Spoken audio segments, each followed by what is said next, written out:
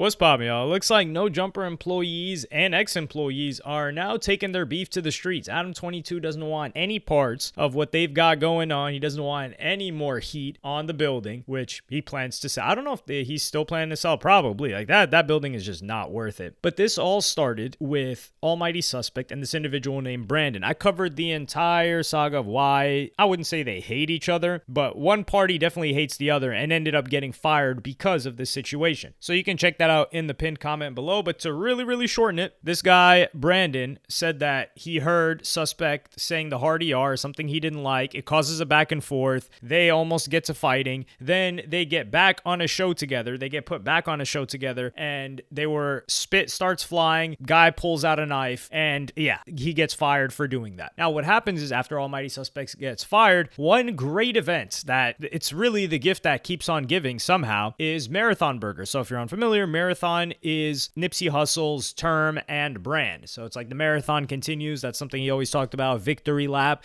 The theme around his career was the marathon. So they were opening at a location of the Marathon Burger in LA, another location, and they have this grand opening party. So what happens is Brandon, one of the individuals that is now a recurring guest, I don't know if he's an official host on No Jumper, he posts himself at the Marathon Burger spot. So you see him posting himself here, and there are also some video clips that I really don't want to post of his homies talking crazy about Suspect. Some people calling him a punk and a loser and a lot of other names for pulling out a knife, and Brandon doesn't say anything. He doesn't antagonize the situation. He doesn't gas it up. However, we know this is why the guy is pretty smart. He's giving himself plausible deniability. So if anybody else ever brings it up and they're saying like, yo, you were out there like instigating the situation with Suspect to have him come out, he's going to say, I didn't say anything. What did I say? I didn't even mention the guy's name. I'm not responsible for what other people say. That's what he's going to say. And it's smart. Don't get me wrong. Giving yourself a way out of that type of, not confrontation, but being accused of instigating like that, it makes sense. But you can always cut the video out. That's the thing. You have control over it if he didn't want it to be interpreted that way. But these guys start going at Suspect. So Almighty Suspect, who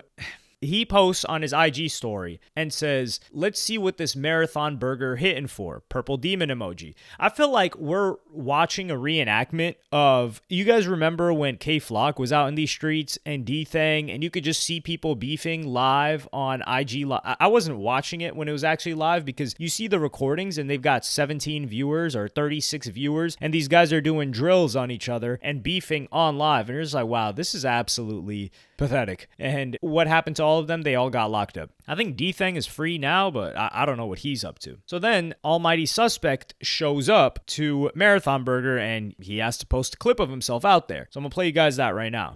Look, so a just walked up to me right now, right? And he said, bro, nigga was up here, nigga Brandon was up here acting like he was ready to give you a fade, right? As soon as you was, cause I was posting videos of me walking down the boardwalk, you feel me, saying I was on the way. They started telling me, like, look, he making videos walking down the boardwalk. He said both of them got up out of here immediately. Take over. Oh, yeah. Hey, I don't got no dog in the fight, fat girl. I told you he was on his way, and you ran. Thank you. I showed you the DM. You said you was gonna stay, call him, where he at, Cuz came, you left. Thank you. You lost. Fast. You lost. Fast. So there he is with another, what I think this guy's a gang member. I don't know if he's a rapper, but it seems like rapper / gang member is synonymous somewhat. Like if someone is a rapper, they may be a gang member in LA from what we're gathering, if they're adjacent to No Jumper at least. But he pulls up, he shows up, so people are in real time. They're like, yo, what's going on here? Well, another person weighs in on Almighty Suspect not being allowed to go to the Marathon Burger. So I'm going to play you guys that clip because it got reposted on Suspect's story. Almighty Suspect. Oh, I could have somebody from 60 bring me. I can come with somebody from 60s.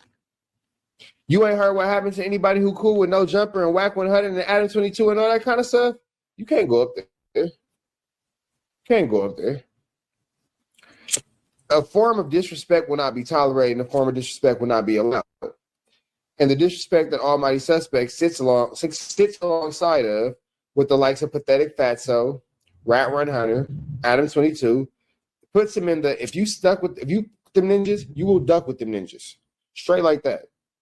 Lush although he might be a brave J-Cat. So this is a bit odd because like that Brandon guy, he showed up to Marathon Burger and he's now like affiliated with No Jumper to a degree at least. But then Suspect quotes it and says, they said I wasn't allowed.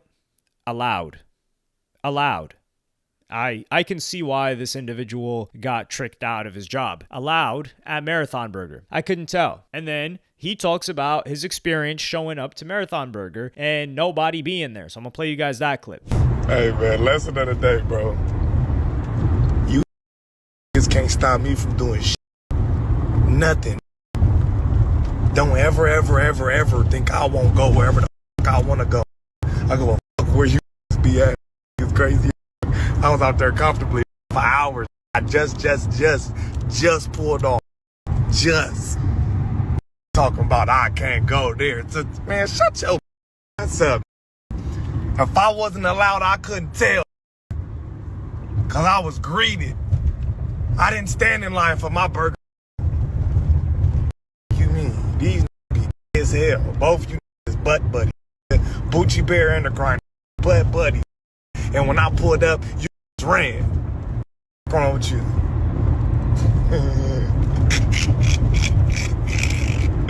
Boy, I tell you, he's crazy.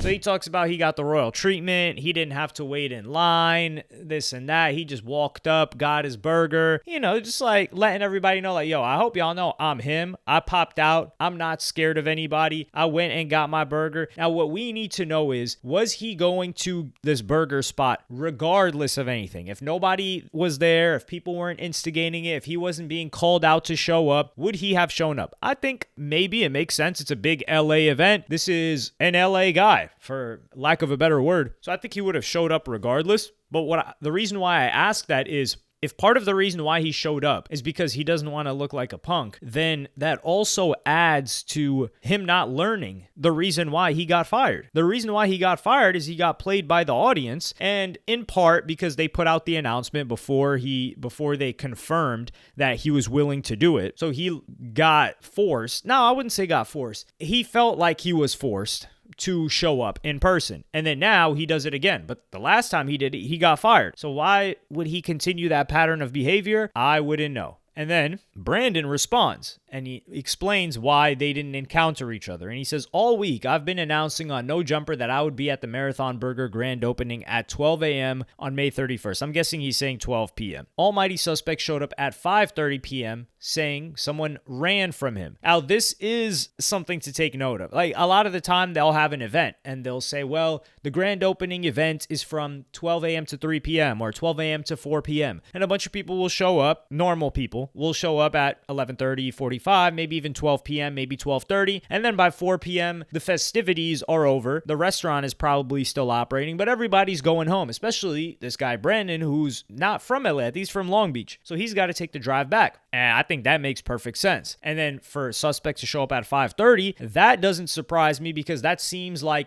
the behavior that is exhibited by a lot of No Jumper employees for nearly a decade. This isn't even a recent thing. Like, people have always shown up late to the No Jumper podcast for all the years it's been operating. And I'm like, damn, you guys have really got it good. Like, showing up late consistently, it's just such a sign of disrespect. And I think maybe Adam was just trying to be lenient. The first time he's like, okay, you know, they showed up late. But the irony is, if you're lenient the first time, they just keep doing it. So it just compounds and then it just becomes something you tolerate. But Brandon addresses Suspect here because now he's getting pressed. And I think he knows he's playing the game because he's building his clout profile. So he just came in. It's like the WWE. Like I said, the new model for No Jumper needs to be, it's kind of like you've got the Ultimate Fighter and they lead into the UFC. Like, No Jumper is the Ultimate Fighter for Aiden Ross boxing events. This is what it's got to be. So right now, Brandon, I'm not saying he wants to fight in that event, but he has to build up his profile in the Ultimate Fighter. Like, he came in and he has to become a character in this universe that is No Jumper and get people to buy into him and to make sure that he gets a permanent spot and a consistent position on No Jumper. Right now, he's just like a recurring guest. He's in favor to be brought in because he does offer different perspectives and this kind of like other side that's not completely hip-hop, although of course he listens to hip-hop. But he speaks on this situation with another individual that calls him on the phone that he's cool with. Yeah, he got there like 5:30. everything was getting shut down by like 4:30.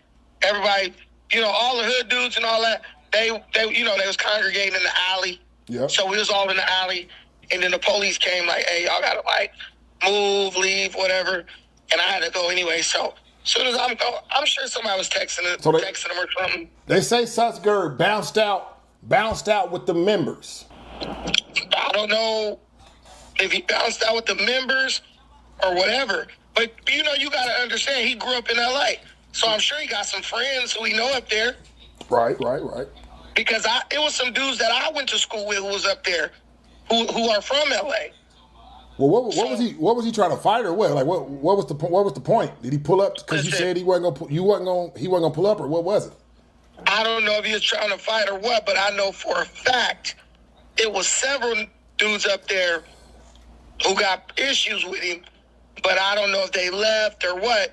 But, it's L.A., people know how to play it. Right. People know how to, like, watch and see what's going on, because there's nothing that kept that dude from rolling past, seeing who's out there, and then decide, okay, I can roll up now, Now, this is a whole big, not a nothing burger, but he just says, like, hey, you showed up at 5:30, everybody left before. It all makes sense. I don't think, like, that dude suspect showed up at 5:30 because he knew that most people would leave. I think it's probably just in his nature to show up late. And maybe he thought, like, oh, yeah, this place closes at 8, so I'll just show up at maybe 6 or something like that. Who knows? Who even knows when he woke up? Does the guy stay up late or not? What are his habits? I don't know. But I'm glad that they avoided each other, because this is the thing, too. If he pulled up to his workplace with a knife, because he knows, this guy suspect knows that this guy would beat the brakes off of him, he would kill him with his bare hands. He weighs at least 100 pounds more than him. He is trained. This guy would kill him in a matter of not even 60 seconds if he wanted to. So he pulled up with a knife at work. So if you're pulling out a knife at work, what the hell is this guy going to be pulling up with in real life? So I would understand if this individual, Brandon, is trying to avoid him, which I'm not saying he is, because he showed up at the event on time, which is when you're supposed to show up. So really, that's the most high risk, to be there on time when everybody's out there. And then, almighty suspect doesn't show up. But this is one of those situations that just needs to die, but I don't think it's going to die, because almighty suspect will keep getting baited back into it via the audience or events. And I think Brandon is using almighty suspect and this back and forth to build more clout. I don't think Brandon wants a physical interaction with him. It's not that he doesn't want to get harmed or anything. I just think the guy, from what I've gathered, the guy seems like he's just genuinely trying to have a war of ideas, a battle of ideas, and I don't think that was going to be had with somebody that spelled aloud, A-L-O-U-D, in multiple different instances. This wasn't a typo, because there was an Instagram comment section back and forth that almighty suspect had with some other guy where he was like, yo, you were ducking me too, and he used aloud in the same way. So it must autocorrect to the wrong version too if he's got autocorrect on. And, we've all got our talents. Spelling is in everybody's. But I think this guy, Brandon, is playing it really, really well. Hopefully, though, this doesn't get, because now are they going to ask him about the situation in the next podcast? And this is where you get this buildup of low-key BS, because this happens outside. If they are allowed to talk about it on the show, because it is content, that further incentivizes the audience to want this type of content. And then it gets more views, and then hosts or whoever else try to drum that up a little bit more, and that's how we ended up with that last situation. And a lot of other situations in the past as well where people got locked up. So hopefully this is the last we hear of these two, but yeah, if you want to get the history of these two, it's in the pinned comment below, and I'm gonna see you on the next one.